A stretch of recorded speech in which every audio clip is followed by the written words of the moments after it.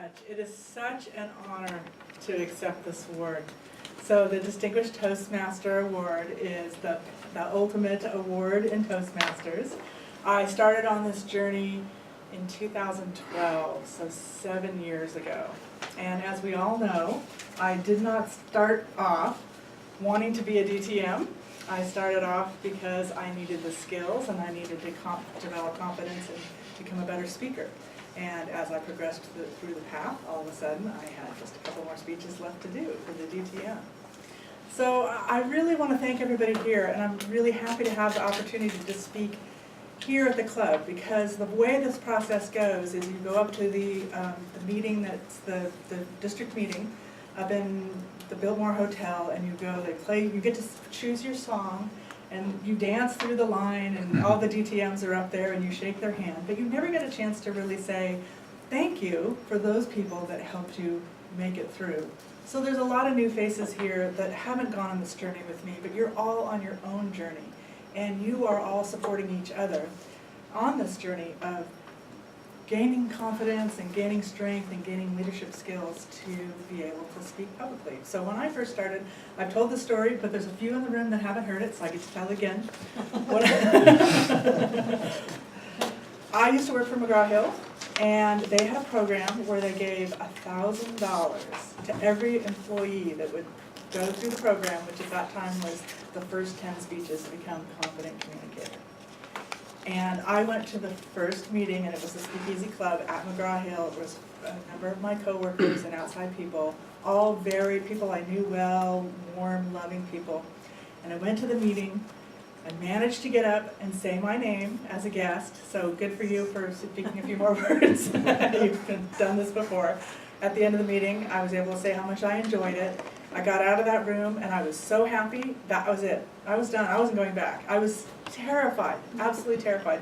It was not worth the $1,000 for me to go through this process. And that gives you a sense of how scared I was. And then I came, so it was maybe 5 years later, I can't remember exactly how long it was. I think it was about 5 years later. I was promoted into a position that had a fair amount of public speaking, and I realized, boy, you know, I'm going to be sunk if I can't talk to people. I had joined the aquarium 20 years ago. I've been a volunteer at the aquarium for 20 years, and I could have a conversation one-on-one, maybe with 2 people, but I was never the person at the aquarium that would talk to the room or to the group and say, hey, come on in, come see this cool little worm. They really are, they're really cool worms. And I did that for, you know, I did join the aquarium and become a volunteer to be able to do the public speaking. But that didn't do it for me. It didn't do it for me like it has here, to be able to really stand here and you go through this. And I was thinking about what the turning point was as I went through, and I think it was speech number 6, because you struggle through, the first one is just traumatic, I got major trauma. I had the little prompts up here, I called myself a chicken, and I had all the crazy, remember that one? That was and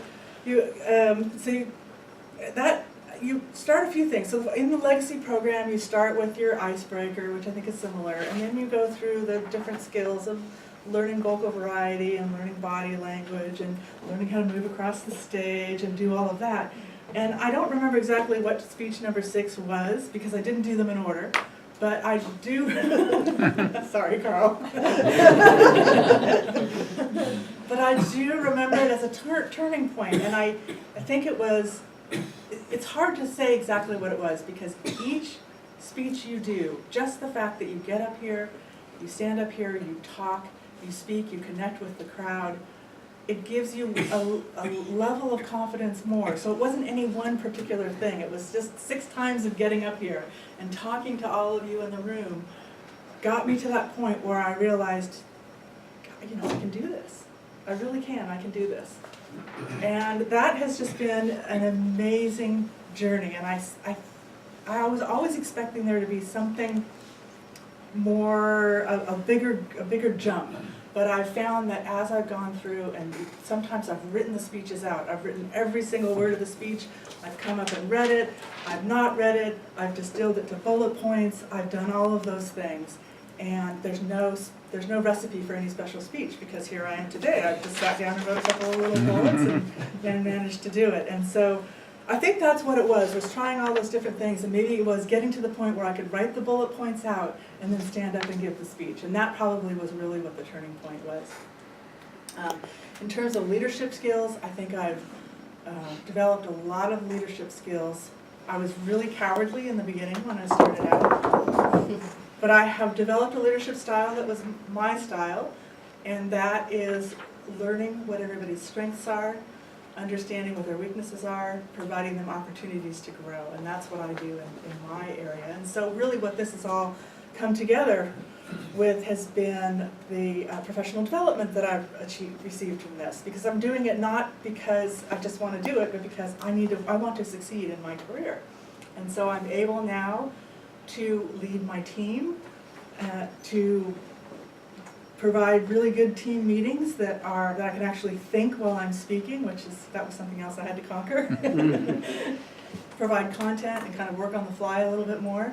To lead my stakeholder group, I often work in front of a group of about 40 or 50 people that are all stakeholders for the work that I do. And also, I've been able to develop a partnership with the press, which is something that I never thought I could do. But I realized that they're just trying to do a job too, and they need stories, and we can provide them stories. And so it's really, my ability to speak without being cowardly has really given me an opportunity to develop that relationship. So I really thank all of you in this room, those of you like Arnie and Carl and Tatiana and Pat and Carrie, who have walked through this, and Annette, you've walked through this. Half of you at least have been through every step of this process, and the rest of you that are going through it now, and I wish you really a successful journey. So thank you so much.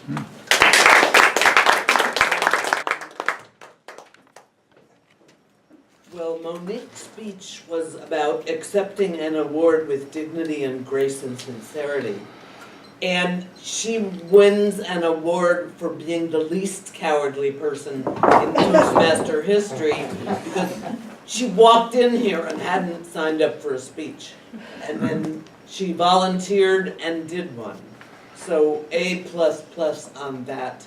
And then the purpose of the speech, according to the Pathways or whoever gave me the wonderful thing, thank you, Julie, was to show gratitude with sincerity. And the first thing she did was smile and show gratitude with her hands in prayer formation. And then she managed to get through an entire speech thanking the organization that give her the award. That was the second half of the objectives of the evaluation, is how well did she honor the organization that gave her the honor of OTM, and that's Toastmasters. And she explained that beautifully. She's thought of everybody that had helped her and even named people. She was very courageous with how she felt at her first meeting and how fearful she was. She used hand movements later to encompass us all. She used the space that was up here for her. She had vocal variety.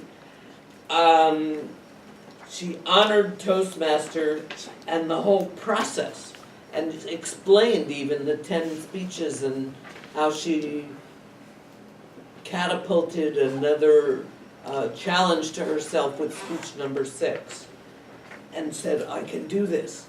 And you could see her, I can do this, because we've all been in that same place.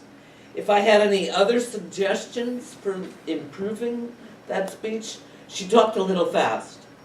I'm sure that was nervousness because she did it with a few notes that she made while the roles were being done. So I forgive her.